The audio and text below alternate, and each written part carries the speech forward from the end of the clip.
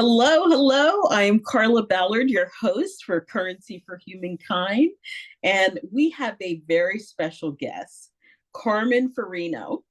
And I got to tell you what I love so much is that we're both from Philadelphia and we are passionate about our community in a very, I think, unique, bespoke way where we get to work on some really special projects. And I got to meet Carmen in one of those special projects that we're working on in the city, and then quickly found out that not only is he doing work in the city of Philadelphia, but all over the world. And so it is my honor today to have Carmen speak to us.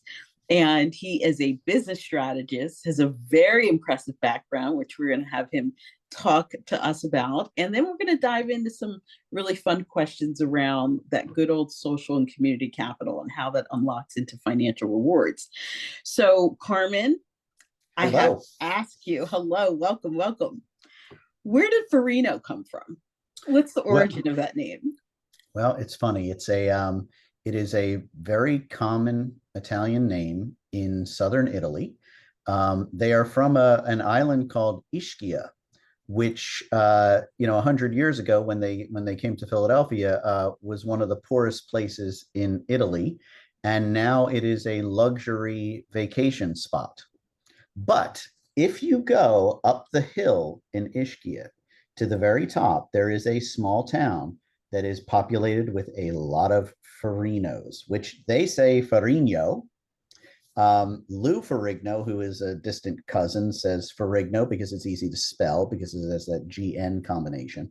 And I say Farino because that's what Philly does. Philly takes any word you have and it will make it into something that nobody else does or says. Like John. And like exactly like John. And as a matter of fact, no one, everybody in Philadelphia winds up having a nickname, for something. And, I'm blessed with an Americanized version of Carmine, which, nobody told me was a Spanish woman's first name. So I travel the world and people are like, well, when is she showing up? I'm like, she's here. And she's been here for a while. Boy. But my family never called me Carmen. My dad was also Carmen. So I was a junior. So in my family, a diminutive is Carmenuch. So I was always called Nooch or Nucci. My God. So to this day, if I hear somebody say, yo, Nucci, I know it's family and I know I should hide from them. So, Oh, you should hide from them. I mean, if that's not Philly, I don't know what is. Holy shizzy. Okay, I have to ask you this because, we are from Philly and we just had a big moment. And I think it is respectful for me, at least one of the episodes, for us to give love, right, to yeah. our new Eagle champions, not just champions, but Super Bowl winners. Yes. So, what were you doing that day? Give me a little You know, background. I'm a typical Philadelphian, right? Is that I was surrounded by family, all of us yelling at the screen and convinced, even though we're up by 40 points in the fourth quarter, that no one should say we're going to win because we can mess it up. Wow. I send people to watch Silver Lining Playbook if they want to understand Philadelphia because the entire family is dedicated to the Eagles. Mm, Everything stops when an Eagles game comes on. My wife is okay. funny. My wife is also from South Philly, and it's funny when she's like, "You're such a quiet person," and then when an Eagles game comes on, you're loud.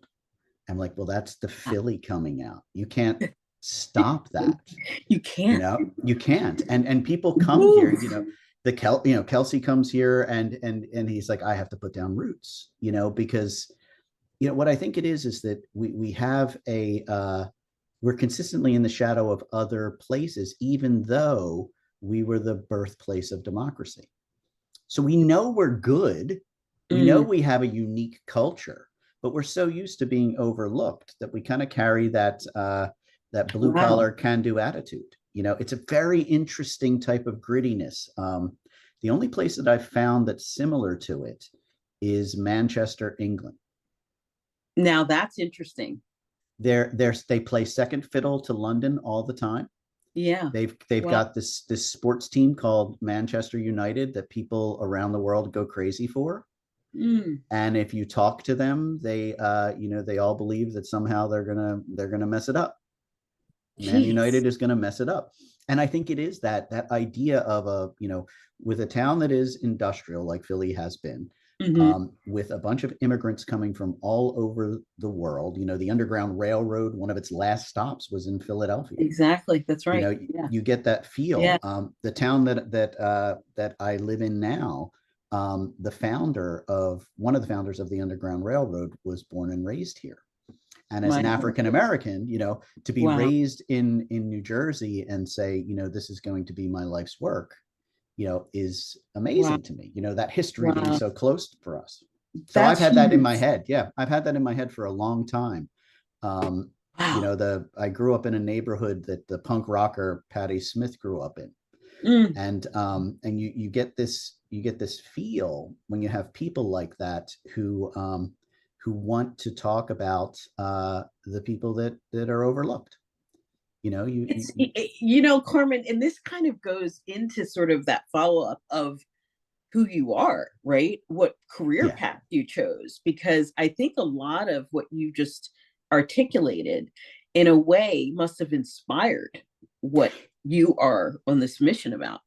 It did, but it was funny because everybody gets a curveball here and there, right? Mm. And when I was 19 years old, I was at Rutgers, and I wanted to take a class that I didn't know anything about. So I took this class called The History of Black Education in America. Mm. And unbeknownst to me, it was taught by Martin Luther King's mentor, a guy named Samuel D. Proctor. Oh, of course. And Dr. Proctor, in the middle of this lecture hall with 350 people, points to me and says, "Excuse me," and it's first class. He said, I don't mean to be rude, but can you stand up and tell me why you're here?" And I'm looking around and I realize, okay, like I'm the only white guy sitting here. So I stand up and say, "Me?" And he's like, "Yes, you." He said, "What's your name?" I said, "Carmen." He said, "Why are you here?" And I said, "Well, I wanted to take something I didn't know anything about." And he said, "Come down here." And he said, I want you, what are you studying?" I said, "Well, I want to be a professor. I'm studying English literature." And he said, "Well, okay, you're going to summarize a chapter for me." So he gives me like the third chapter to study, and the class ends. And the next day we come back, next week, and he says, "Is the person who's going to teach the first chapter here?" "They're not here." "Second chapter?" "They're not here." So he's like, "Carmen, it's on you." So I hadn't prepared. And I said, I've read the chapter, but I haven't really studied it like I was, if you wanted me to teach it. Right. And he said, "Look, just read the subheads and tell the story." So I did afterwards. And he said, "Tell me again what you want to study." And I said, "I want to be a professor. I want to study literature." And he said, "No." He said, "You have to do something out in the world." He said, "You can go teach, but you need to Mm. go be out there. You need to get involved in your community. I don't know Mm. what else you're doing." So, Carla, I'll flash forward 30 years, maybe even 35 years. I'm working with a group called Youth Build that takes adjudicated young adults and teaches them to be green contractors. I'm working for a 350-year-old French company, and their first job was to build the Palace of Versailles and the Hall of Mirrors in 1665. My God. So we're taking these kids that are adjudicated and we're working closely with them to teach them how to be green contractors, because that's what this 350-year-old company does. Right. And I'm about to get an award there for, I don't know, helping them raise money and things like that. Mm-hmm. And it occurs to me that I'm standing in Leon Sullivan's church where he Mm. preached, who was a second mentor to Martin Luther King.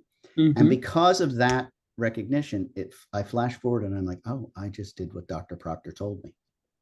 It took me 30 years, but Wow. I was running a Wow. foundation for Saint-Gobain that gave out, $1.5 million a year. I was working closely with these groups. I was still a communications executive and managing Wow. the reputation. But what it got into was, we have a responsibility greater than ourselves. And so Mm. you have to reach out, you have to engage, with your communities, because it's not just about you. It's not just about what you put in your pocket. It's not. And I think I loved reading your cheat sheets, by the way, post COVID. Those were really fun because I was like, God, I can only imagine the mindset that Carmen was in, especially in recognizing that there are a lot of people that play certain roles in our community, right? And they have value. Can you kind of shed light on what inspired you to write that? Well, I think what happens is, communities have such diverse people in them. Mm, And what you saw in COVID was that you were losing that sense of place, that sense of connectivity. And so what I was looking for is, what's the societal shift? How do we adapt to change but not lose our sense of community? And the article that I had written called Gigonomics was getting into this, shifting way of people working and the way they live. But what I came back to was that we're in an inflection point. I in the middle of the pandemic, I started this company called Convergent. mm, And because what I saw was that we were going to be forced to move away from competitive economics into collaborative economics, mm, that we could not meet our goals, whether that's saving the planet or whether it's working on wealth disparity. And these types of little synopses, these little kind of cheat sheet type of things where you're reaching out, and what you're trying to do is to make a connection here. mm-hmm, That didn't come from me. In the middle of the pandemic, I was asked by a London think tank to help them produce live internet talk shows at the climate summits. mm, So I had to develop with them 65 to 85 shows over 11 days. And what I learned in producing those shows, when you're live on the floor in the middle of COVID in Scotland, and you're interviewing a 17-year-old girl from, the outskirts of Nairobi in Kenya, mm, and her story, which is a woman named Virginia who built a solar array that allowed her to electrify a little truck that could take pregnant women to the hospital that was 15 miles away. mm, Virginia did that and dropped the infant mortality rate by like 70%. And then she dug a well that helped get water and prevent violence against women who were going to a watering hole 2.5 hours away.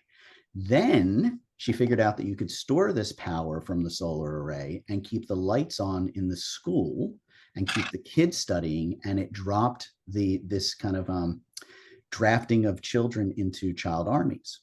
Now, this is a 17-year-old girl, and she's up on my stage, and I'm interviewing her. And I said, "So what's next?" And she said, "I'm going to teach 20 other girls how to do this." yeah, And so, that you was your know, moment.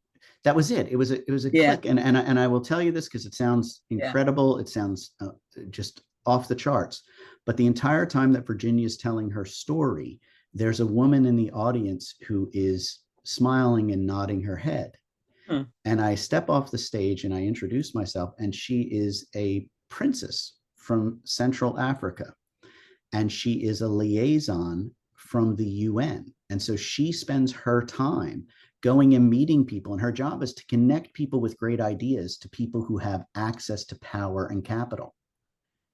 And to me, that clicked, because 5 years earlier, I had done a documentary in Philly called Philly Rising, which was about doing the same thing, connecting people who have a need with capital, who don't understand where to place that need for the greatest impact. And so it occurs to me that the more specific the story, the more universal the value.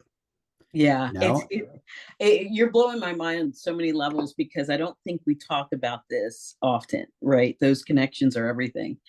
And when I think about some of the work that you're doing today, and I'd love to bring it to what you're doing today, right? Let's talk a mm-hmm, little bit about your company and like some of the projects you're working on, because we're shifting a lot today.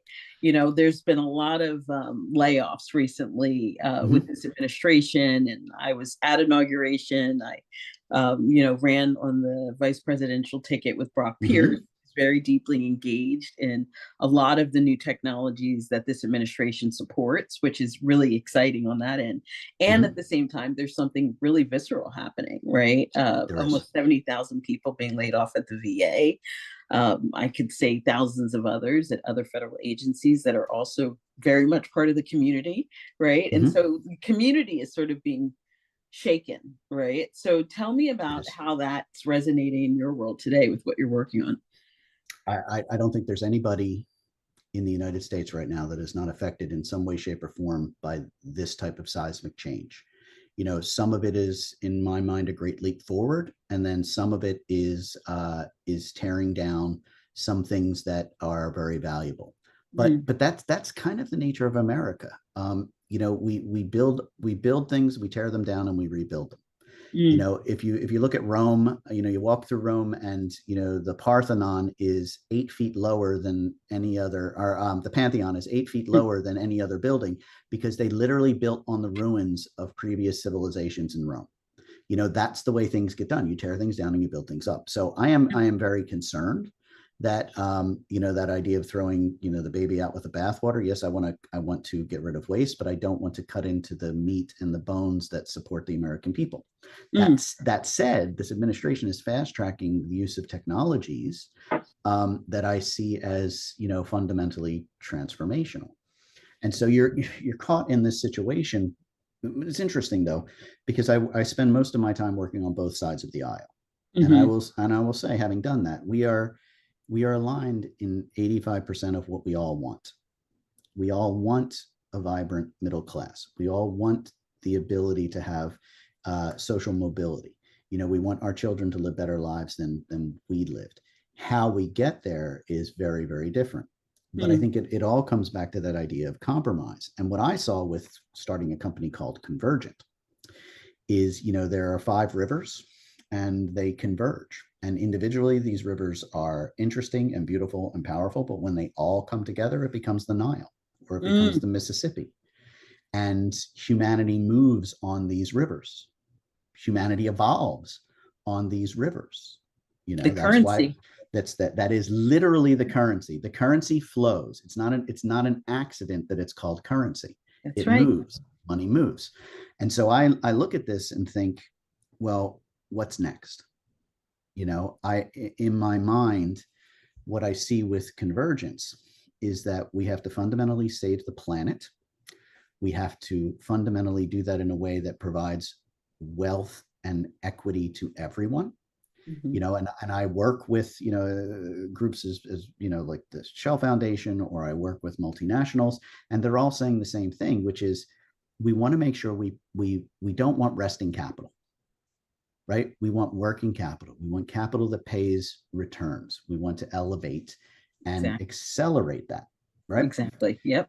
So when I think about social and community capital, one of the biggest things is how to level the playing field. How do we make a doctor equal to a mason?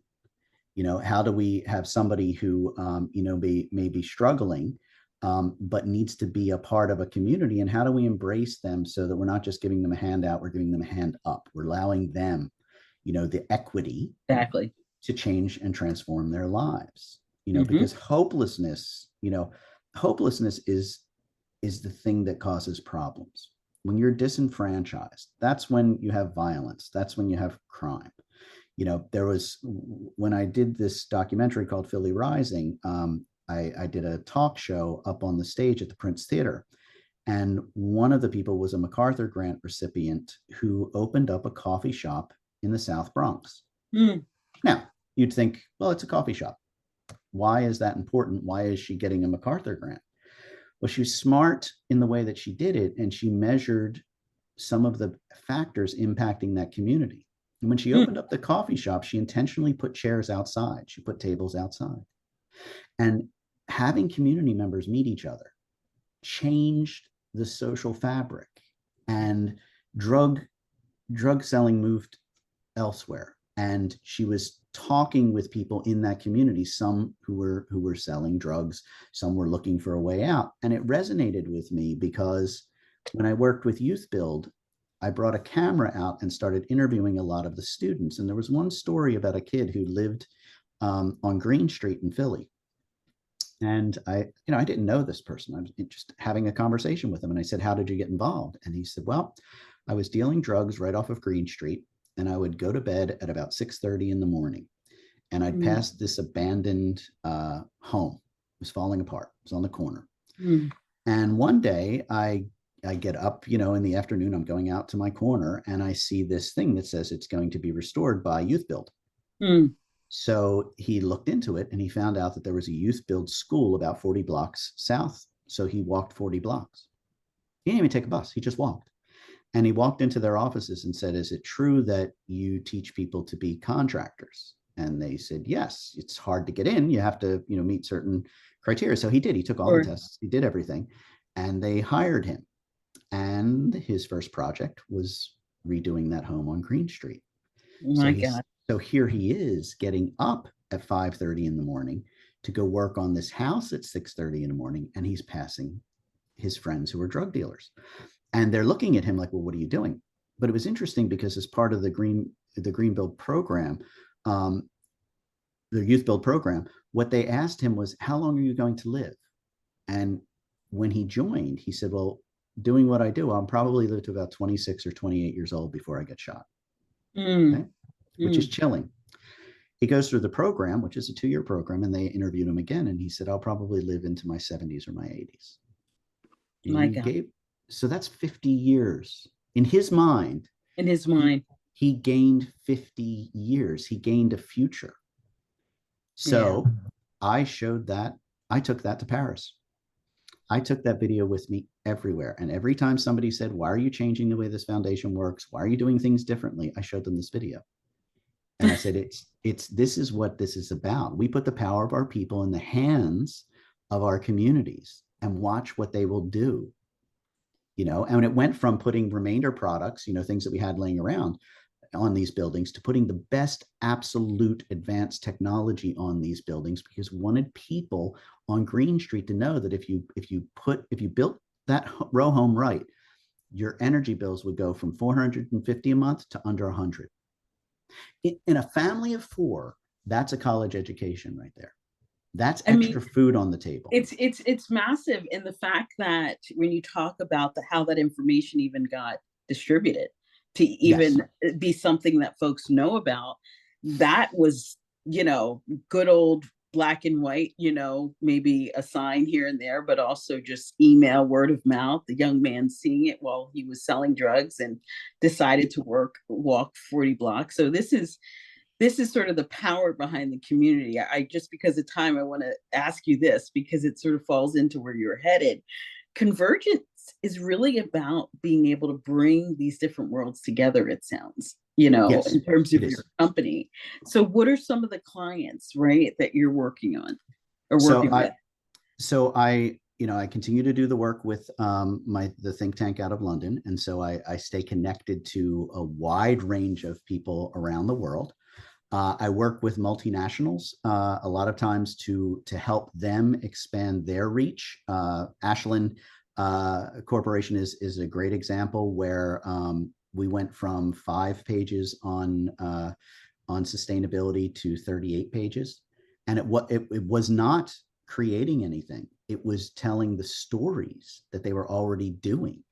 They're sending out educators into northern India to teach women farmers how to add a second crop and add 30 to 40% more revenue to their life, which changes a village, right?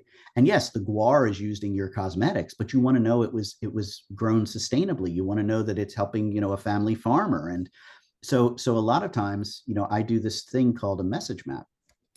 And essentially, it's a risk-adjusted way of getting out what your best stories are. So I ask you the hardest questions first. I ask your entire leadership team. And what that pulls out is a belief system. You don't work at a cold organization. You work in a collective with other people that get paychecks, but they want a purpose, right? And when you can articulate that purpose, you start to get momentum. And what I tell everybody is credibility over time builds trust. So now, say that one more time, Carmen. Say that. Credibility over time builds trust. Now you can write it as a formula. You can write the word credibility, put a line and put time and then equals trust. And some engineer is going to tell you, why am I dividing this into that? And you're no. Just listen to the words. Credibility over time builds trust. And so with this company, Convergent, it doesn't matter if I'm working with a nonprofit, doesn't matter if I'm working with a Silicon Valley startup, which I've got a couple of startups that I'm working on, well, almost all of which have transformational technologies. That's what I like to work on, right? I have to help them create a drumbeat of communications. A couple of minutes ago, you said, well, this is, some of it is happenstance. Yeah, there's a flyer on a telephone pole somewhere, or there's a blip ad that you see. My job is to prepare these organizations so that, opportunity and preparation is what creates luck. If Mm. I create this drumbeat and we know that we're putting the best version of us forward, that we're being open and transparent, people want to join in that. And I believe that, this is a city that continually goes through transformation. And Mm. there's something about that butterfly story. Mhm. When that caterpillar goes into that chrysalis and they go into that cocoon, they don't just sprout wings. It liquefies and becomes a mass of just cells that then reconstitutes into something completely different, something completely transformational. And I think you're seeing that happen in Philly right now.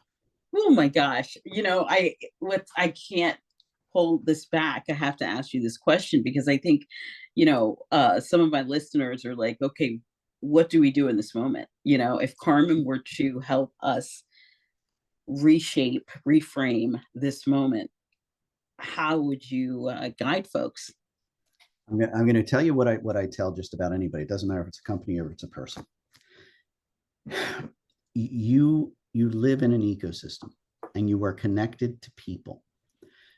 The conversations that can be meaningful when you ask people, what do you think is possible for us to do in our communities? Get out of the house, get off the internet, start meeting people, go out and have that cup of coffee, sit down with them, ask them if they can wave a magic wand, what would they fix? When your magic wand matches their magic wand, you've got something to do. And you will be, I just came back from lunch. I just had a conversation like this. I came with a third of an idea. Person I had lunch with had 2/3 of an idea. Now we have a fully formed idea.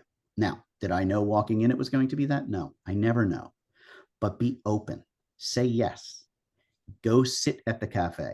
Don't be shy, right? We have an opportunity here. Even if you did a spider map and you said, I know 5 people that want to have an impact on the world.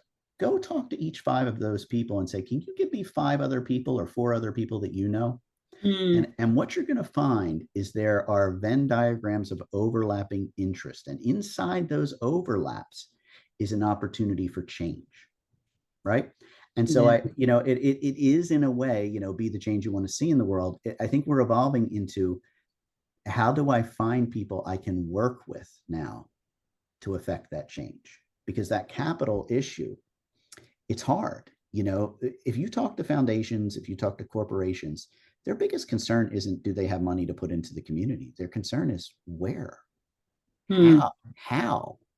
What I think about, when I do that credibility over time, you know, builds trust, is, well, how do I leverage that trust? Mm. Let's take something that is very practical. You see kids on quads, on motorcycles, ripping through the city, and they're zooming in and out of people, and sometimes you see them yelling and screaming, and Yeah. the community always covers it because it's dramatic. A I hundred want I, percent. I Yeah. want to have a quiet conversation with these kids. I want to say, what's driving you? What are Yeah. you frustrated about? I think they're disenfranchised. I think they want to be seen, they want to be heard, and that's a way for them to be seen and heard. These people are ripe for activating. You know, it's They're so powerful. I mean, I call it the act and art of villaging, being able to kind of rewire that framework back into our society. yeah, There's no other city besides Philly. Frankly, I'm biased towards Germantown as well. yes, of Right. course you are. Super biased because I grew up on Green Street in Yeah, Germantown. So yeah, that story really relates to me. And I connected with it as a brownie at Mount Zion Baptist Church on Rittenhouse, yep, and connected with it going to Germantown Academy and Houston Elementary and all these beautiful institutions, the YWCA on Germantown Avenue that helped kind of yes. shape and mold me, right? That's what Philly is at our core. And I think this is our moment, frankly, as we're getting ready for 2026 to celebrate the real grit that made us, you know? How do you look back to look forward? That's the thing. The blueprint of change has been written 15, 20 times in Philadelphia. So you can look back at all the different iterations of Germantown, all the iterations of, Fifth and Wharton, Sixth and Wharton, where my family was. I always tell this story that the end of my grandparents' street was a little corner store named Rocky's. It was an Italian store, but it was on the edge of the Jewish and Italian neighborhood. So I grew up thinking that bagels were Italian. I thought Locke's was Italian Oh my because Lord. the No, store was mushed together. I didn't know. How did I know? you I'm getting didn't Parmesan know? cheese and lox and thinking, Oh, well, it must be what we get. My oh, family ate that stuff. I mean, but it's oh hysterical my because, God. when you grow up, you go to Germany, you're not going to get that. You're going to get German because Yeah, everything is German. yeah, When you come to a place like Philadelphia, when you come to America, it's because of that. And it's not a melting pot. We don't melt. It's a salad. The pieces stay distinct, and it's it's a take a true. bite, take a bite It's of this thing, well, right? that's how the Eagles parade really felt, right? I Yes, mean, we yes, all the neighborhoods came out, we were dancing, we were partying, we were bleeding green. it is. And I get a kick out of that because if you meet somebody, I travel all over the world, and if I see that Eagles green, I have a friend. I have gone up in airports. I have seen people in So meetings. true. I have seen people in China and go up to them, and all you have to say is "Go Birds." It's Let's it's go an birds. immediate, in London. There's a bar in I London saw that's the whole thing that they did over in it's London. it's I was hysterical. blown away. That was I, amazing. the first question I got from my London think tank people is like, "So what's it like? I'm an Eagles fan." I'm like, "You're an Eagles fan? Like you have a heavy British accent. How are you an Eagles fan?" They're like, "That's our city. That vibe feels like us." Working class, people outside of London, they're like that part of America we get the working class roots part, which is what I love. My dad was a welder, my mom was in customer service. Neither, both got GEDs. They didn't graduate high school. You know, Yeah. that's where we came from. And so it doesn't matter where you go, you're still that person. And we're still go birds. And so let's close with this.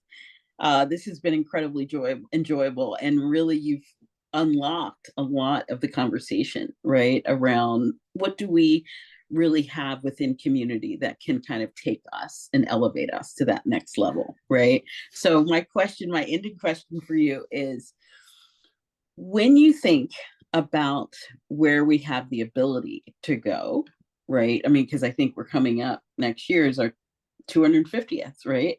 Mm-hmm. Where do you think we have the ability to go with a lot of the new technology from AI to blockchain to quantum?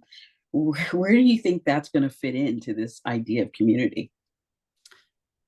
So I'm going to tell you three things that I learned from doing 400 plus talk shows at the UN. That means each talk show had between 1 and 5 guests, so probably upwards of, you know, 1,000 people that I've spoken to. There were these organic patterns that came up. Mm, One is whenever you think about transformational change, right? You've got to have women in positions of authority and power in every institution. That means inside the community, inside the government, inside business, inside NGOs. mm, First. Second is that age does not confer wisdom.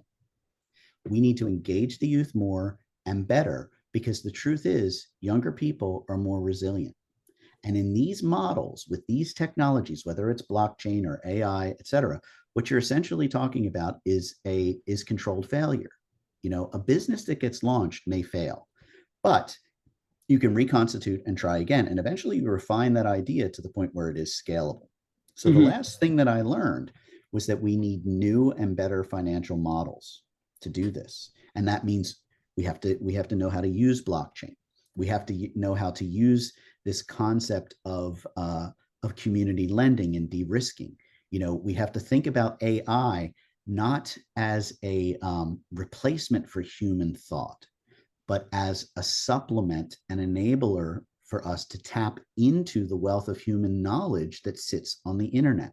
So, I think about this all the time. Artists don't, they want to free up their time so they can make art. They don't want some AI to do art for them, Mm. right?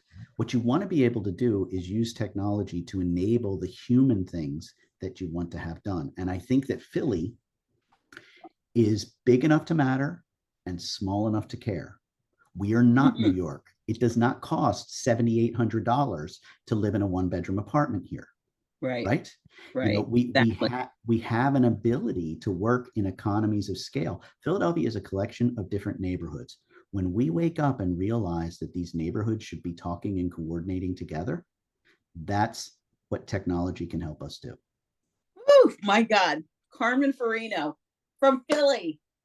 Yay, go birds. We're going to Go take birds. that. Thank you so much. And here's another episode of Currency for Humankind.